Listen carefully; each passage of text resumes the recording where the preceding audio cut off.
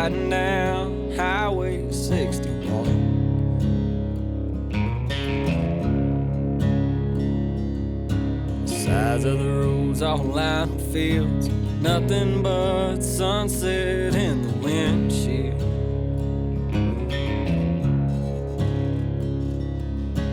Feel it as soon as I ride into town. This is where I go to slow down. Miles and miles of soybeans and corn. I'm in the place where the blues was born.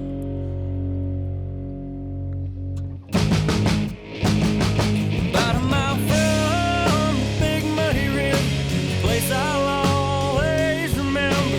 Cabin on the lake and a fishing pole. Forever here I'll rest my soul.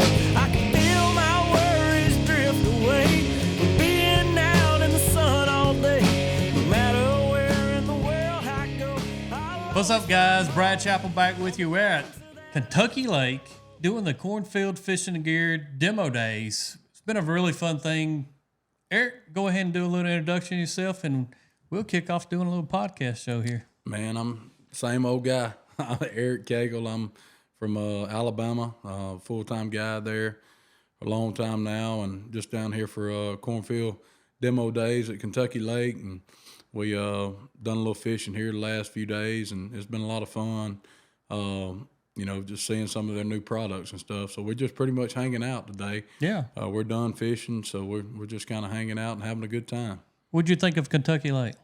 I liked it. The last few years, I've got friends that live here, and I've heard a lot of, negative stuff. I mean, I hate to say that, but negative stuff about it, about how the carp have taken over and stuff. But this past year, and I'm sure you're the same way, Brad, but this past year I heard that, hey, man, it's getting better. Yeah. And, man, I've never been on this lake until yesterday, and it rained all day. Yeah. But I finally get a day to go fun fishing. It rains all day. But anyway, that's the first time I've been on the lake, and, man, there's plenty of fish in this lake. I mean, it's obviously it's made a huge recovery, and we're on the north end, and from what I understand, the south end is even better. But there's plenty of fish to be caught out there right now. I mean, any bay on this lake's got hundreds. I've never seen people.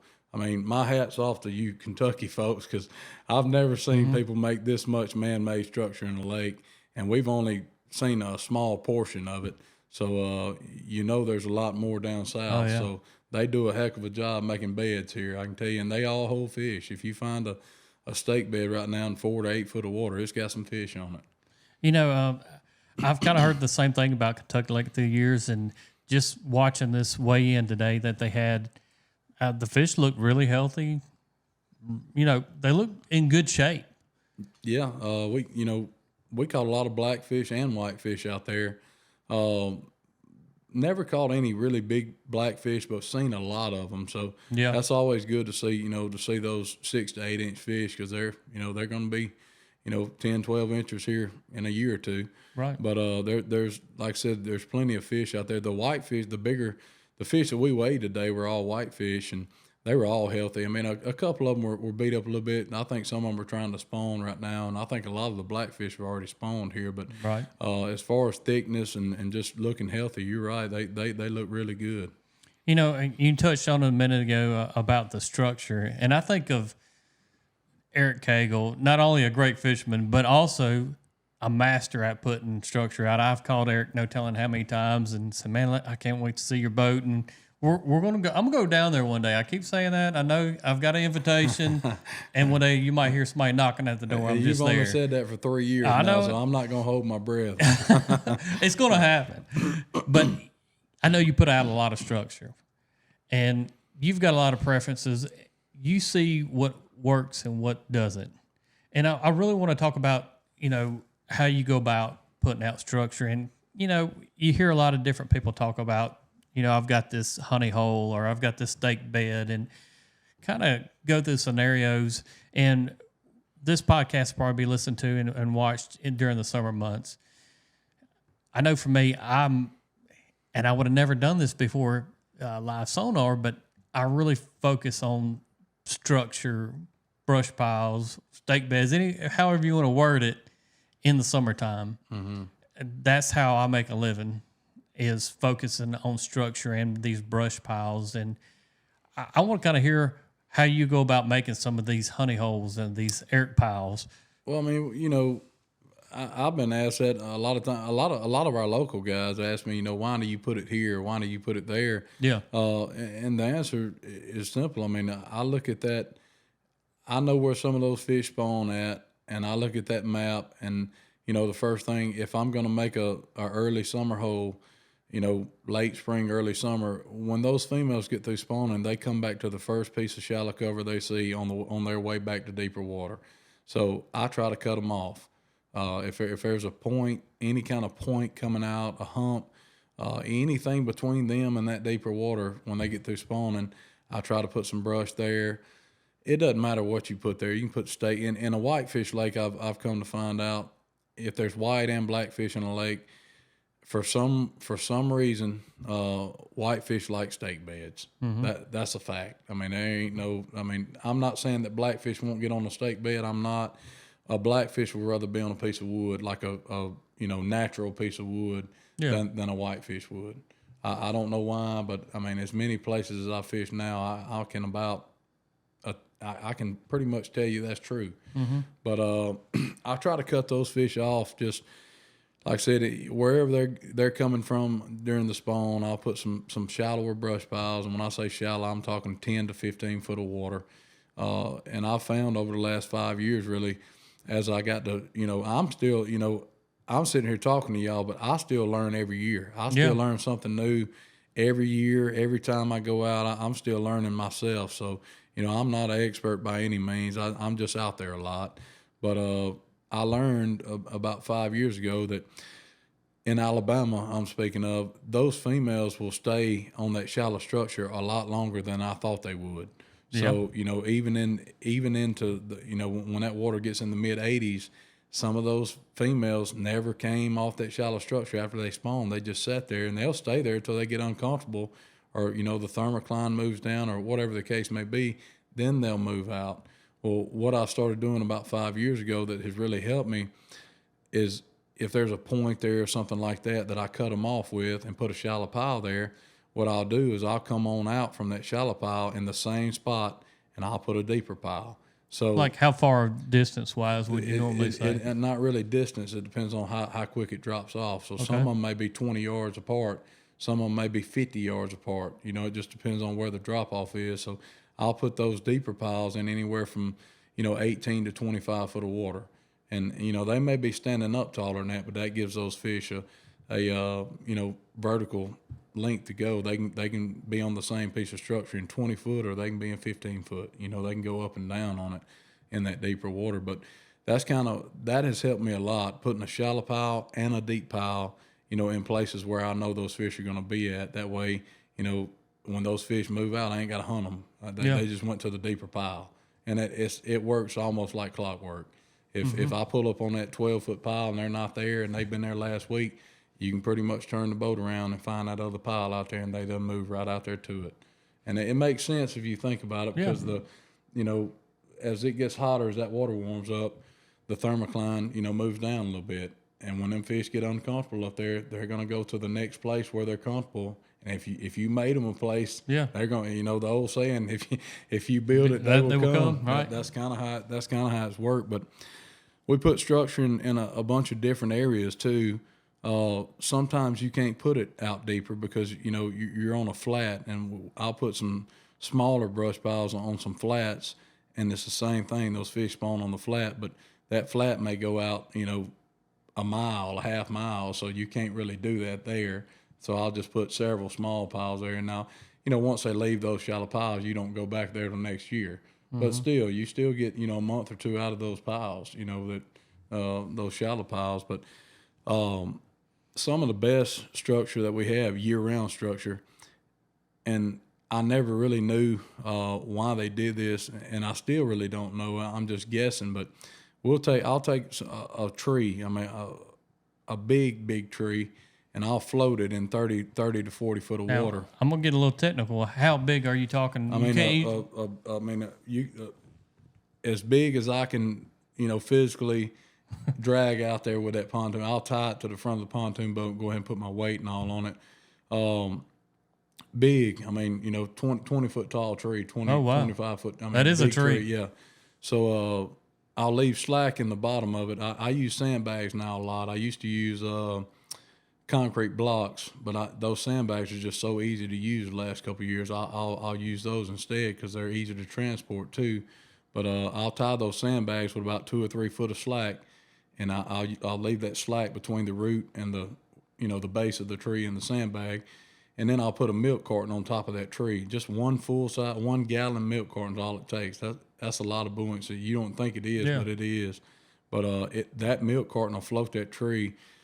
And when the sandbags go to the bottom, leaving that slack in it, what it does is let the tree float where it wants to. So, instead of being on the bottom and it getting caught up and falling, it'll let that tree kind of float, and it helps that jug float that tree. But I never could figure out why on some of those deep trees that those fish were there year-round. They didn't leave to go spawn. They spawn on the tree. Mm-hmm. That's what I believe. And I've caught them on the trees out there with eggs coming out of them. So, all those fish don't go shallow to spawn. If they got somewhere to spawn out there, they'll spawn on wood or, wherever they feel comfortable at. And especially if that tree's, the top of it's only 8 foot deep, that's they get plenty of sun and stuff out there to spawn and lay those eggs on those trees. But a lot of holes, I'd say I probably got 15 or 20 trees like that standing up in Lake Martin there in Alabama. And, those are like anytime holes. I don't care. The only time you can't catch those fish is after the 4th of July in Alabama. After about the 4th of July, it gets really tough. And why do you think that is?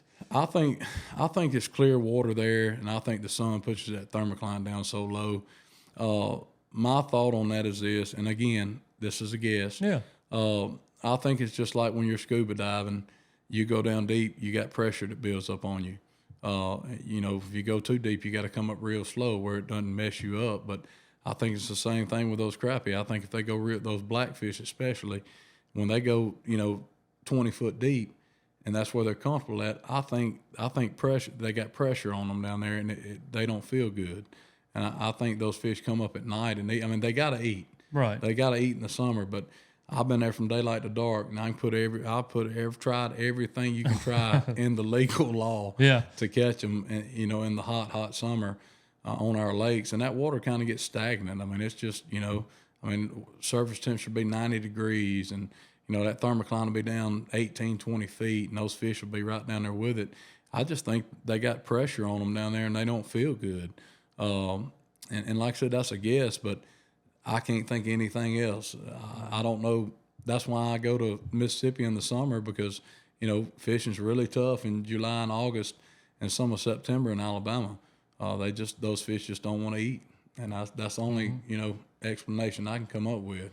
That's like some of the oxbow lakes along the Mississippi that I've fished for forever now, seems like. But, man, even when Lake Washington was in its prime, you go out there in August and literally you would be convinced that it wasn't any crappie left in the lake. You're like, every one of them's gone. I can't get them. I can't catch them no matter what I would do. And I think even some of those fish, and that's a shallower water. And, I know I don't know a lot about thermoclines necessarily, but I think those fish become so nocturnal. Yeah. They're kind of like us. If you had a choice to go outside and work in a field during the middle of the day when it's really hot, or you could go work out there at nighttime when it's cooler, you go out there at cooler temperatures. I think those fish kind of turn nocturnal almost and feed when they're comfortable. And it could be pressure-wise. They just kind of even turn nocturnal. We catch fish on lights in Alabama. One other thing to think about, too, some people that are going to listen to this podcast, yes, I know some of you guys live in Alabama and in the South, and you catch fish in August and, on the rivers and stuff. The difference there is that rivers got moving water, right. Whether they run it in the evening, the morning, when they move that water, it creates oxygen. So that takes out the thermocline theory. There is really no thermocline on the river because that's moving water. So what we're talking about here is the lakes. I'm talking about when I'm talking, I'm referring to a lake. The river's a totally different ball game.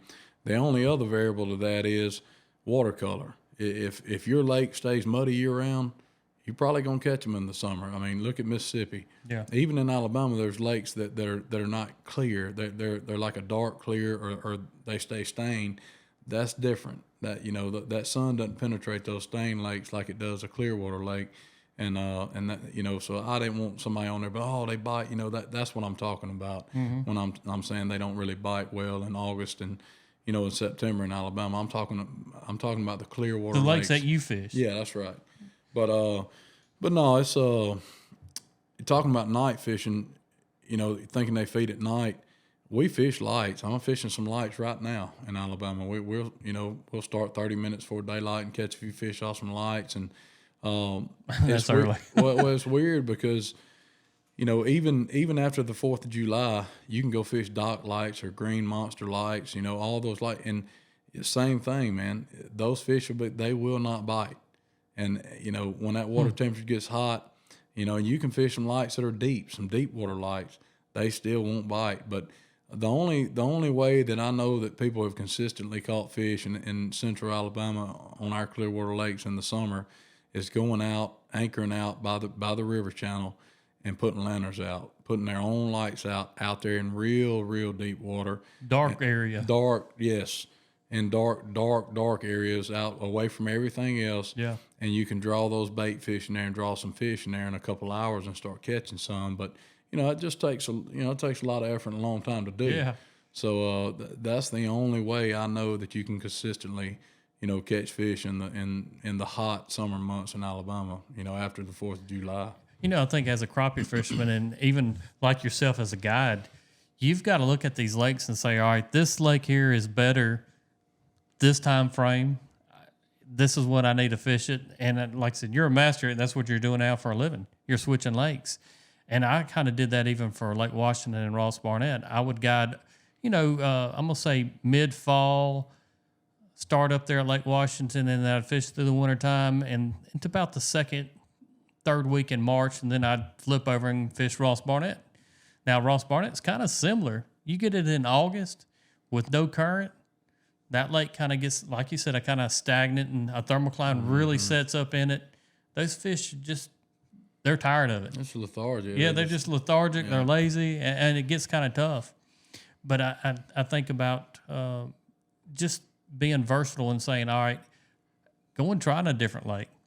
These lakes kind of have their own peak seasons almost, their own personalities. And I've said that a million times on the Crappie Connection on how different waterways has personalities.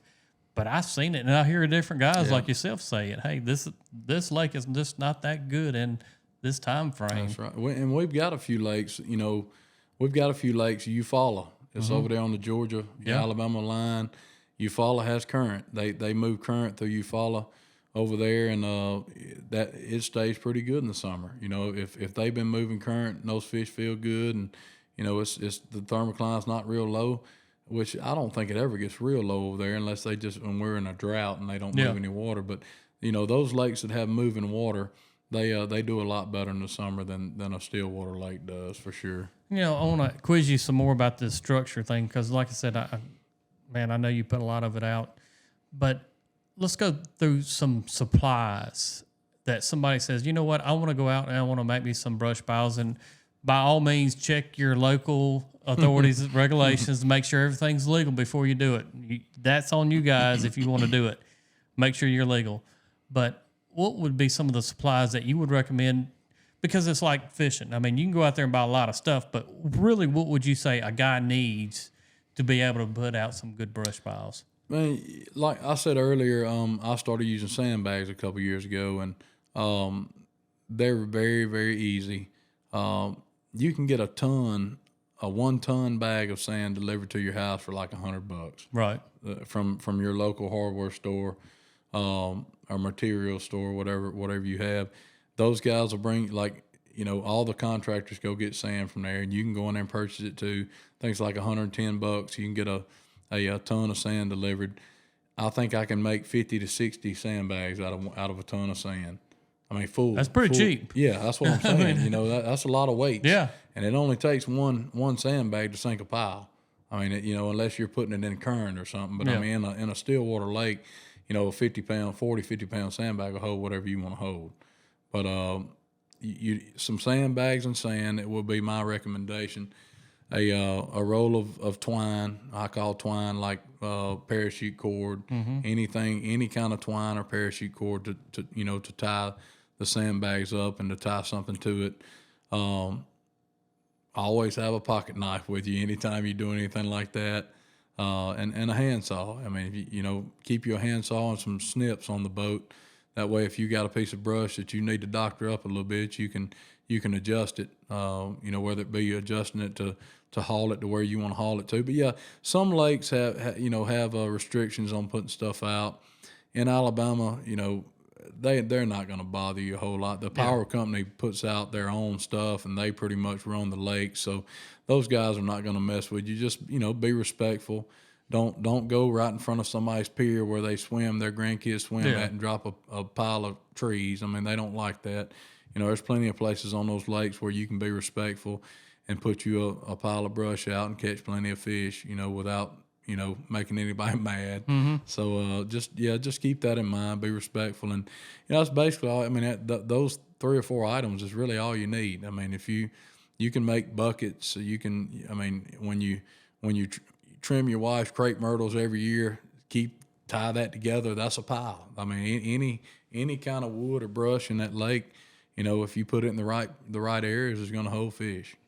I want you to kind of think in your mind here, and you're sitting here and you're thinking of the perfect brush pile, how it would look, not necessarily the location, but you talking about the sandbags. What kind of tree would it be? And I'm talking like the number 10 of brush piles. How would the number 10 brush pile look in your head? So I'm a hardwood guy. I've tried everything. My perfect brush pile. We have some bushes that actually grow. I hate to say this. We got some bushes that grow on the bank up around Lake Martin. They're called sugarberry bushes. The ends of them are real fine, but they're real soft. I don't know how to explain it. You can kind of look it up. But anyway, I like hardwood. So what I'll do, I'll cut the top of an oak tree or the top of a any hardwood works fine. I don't like anything that's hard on the end. So, there's some hardwood bushes that grow up there with real soft green leaves on them. I really don't have a name for them. I just know what they look like. But I always put a piece of hardwood, whether it be an oak limb or even the top of an oak tree. But I'll add a big bundle of those sugarberry bushes in to put a lot of soft structure in with that hardwood, and I'll tie that all together. I'll make one big pile. And it doesn't matter where you drop that. You just got, either on a drop off, on the very tip top of a flat, on a hump. It doesn't matter where you put it as long as you place it. You can't have it too deep. You can't have it in 4 foot of water. I mean, it's got to be in the right depth of water. So, that's my perfect pile. What size?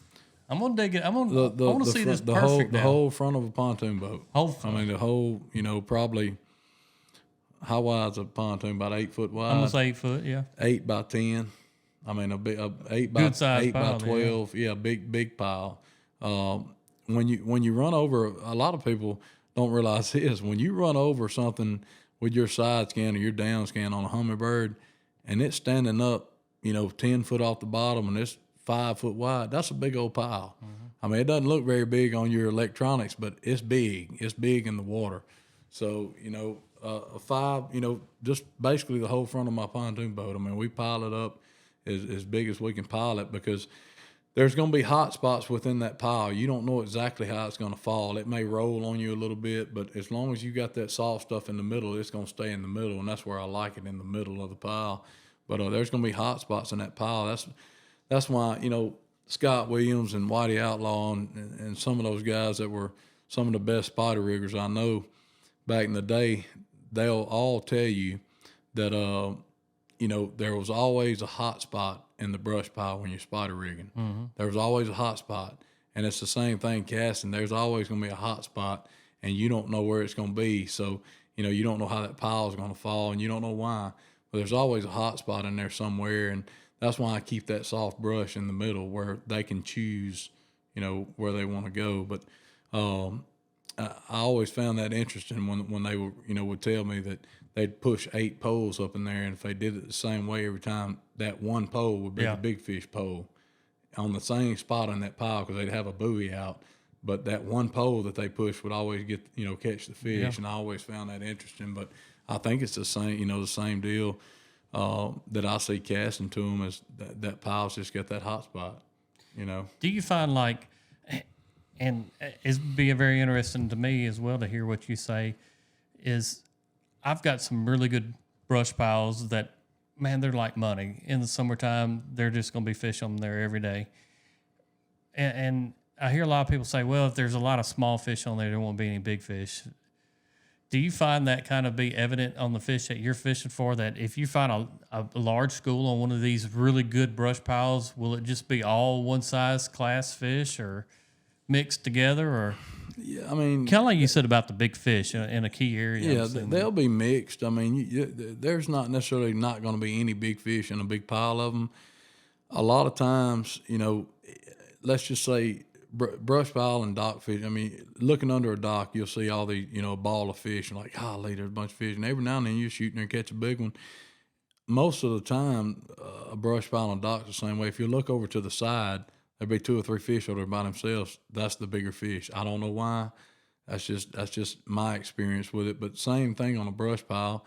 If there's a big ball of fish in there, yes, you can catch bigger fish in there too, and you catch some small ones and weed through them. But a lot of times, if you'll kind of just get the stuff, I've said this before, if you'll just tether that live scope back and forth real slow, you'll see a few bigger marks bunched together in that pile. And for some reason, those bigger fish, if there's 3 or 4 of them in there, they'll be together, and the other fish will be together. But if you kind of just tether that live scope back and forth, you'll see 3 or 4 bigger spots hanging together, and that's usually the bigger fish in that pile. So, I do think to a certain extent that's true.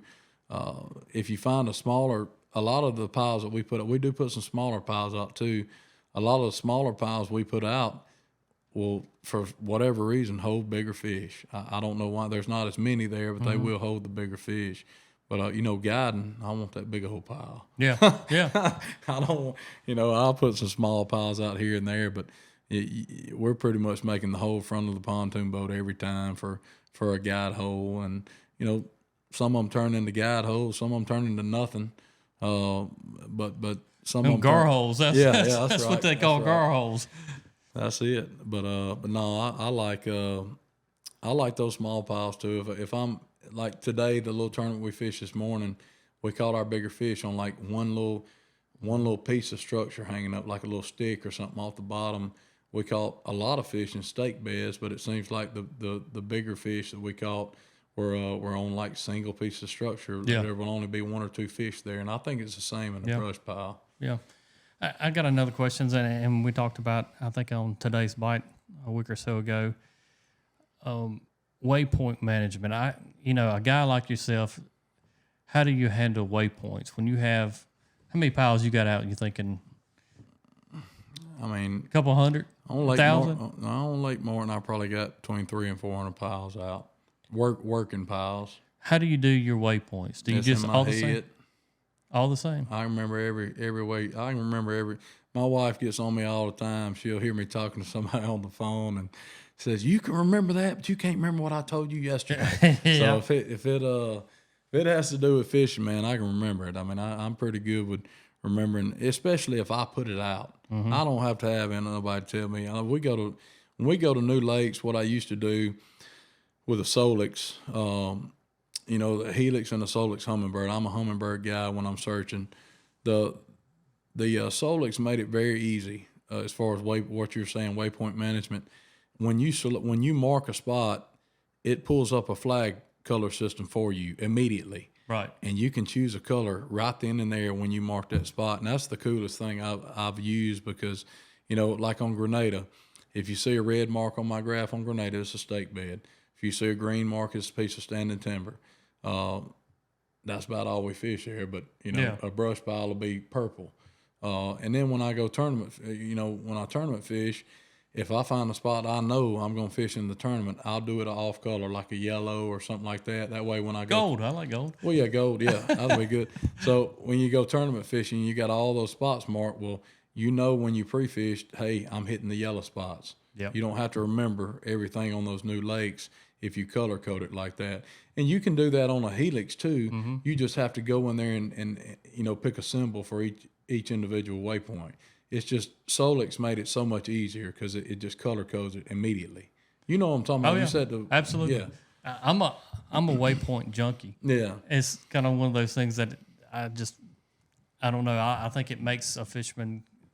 It's like Kentucky. Like I didn't get to fish it, but I knew if I would have fished it, I would have had a waypoint system for here. Yeah. Just in case I ever come back here, Lake Hamilton. I talked to this about on today's bite the other day, but if I went back to Lake Hamilton, I have enough waypoints, and I think I marked, I don't know, I'm going to say around 100 brush piles of stumps in that fishable water depths.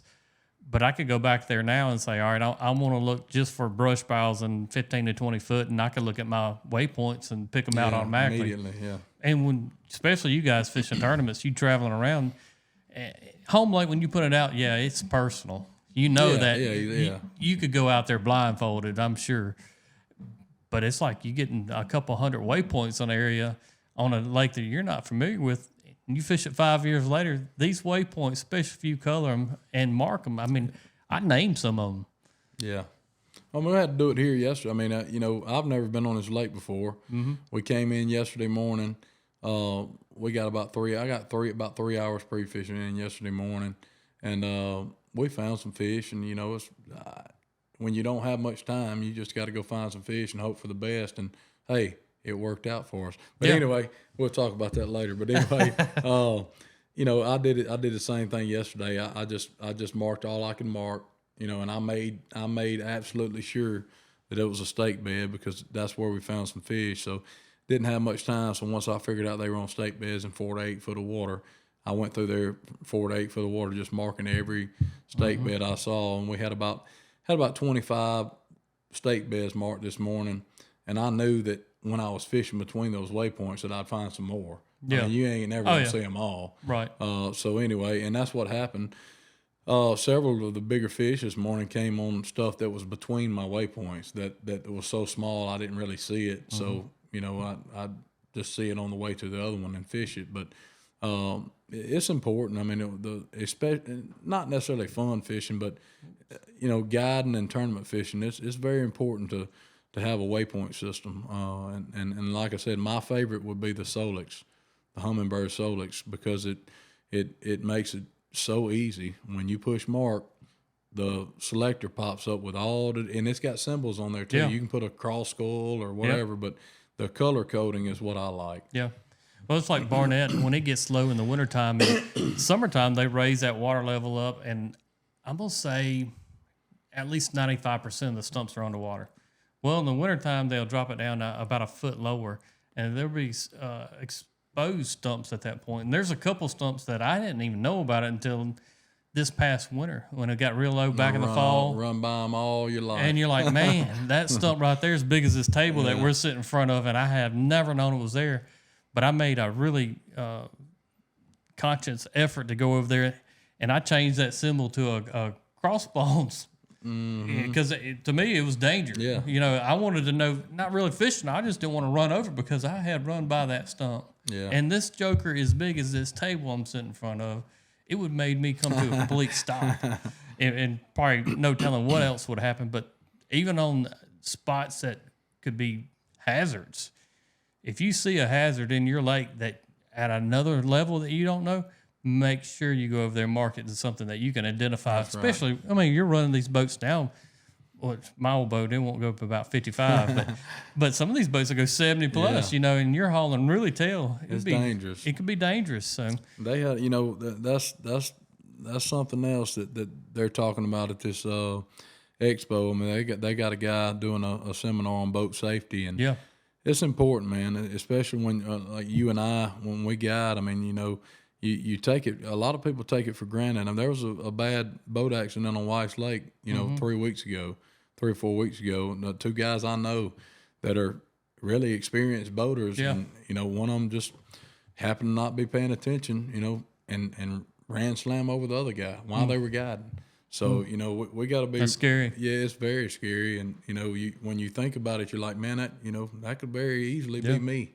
So, you know, we got a lot more time than we got life and money. So, we need to take our time on the water and make sure everybody stays safe. And you know, the Waypoint system helps with, like you're saying, it helps with that too, for sure. Well, Eric, I definitely appreciate you jumping on here as always. I'm gonna get in that boat one day, man. I'm gonna come down there. Like I said, Brad, I ain't gonna hold my breath. You can come Barnett though. Yeah, I ain't bringing my trash boat to Barnett. Why? You can. We can play down there and with that. If I come down there, I'm coming to play, not work. Well, we do that too. Well, I definitely enjoyed it as always, guys. Make sure you tune in to Tuesday night, Today's Bite. Me and Mr. Dustash McDaniel there. Dusty. We're on there on Tuesday nights. Eric's joined us a couple of times as well on there. So Tuesday nights live on Facebook and YouTube. Make sure you hit that subscribe. Turn your notifications on. Don't miss all this good stuff that we're doing. Till next time, you got Brad Chappell here, and I got Eric Cagle. Tight lines, guys. Holla.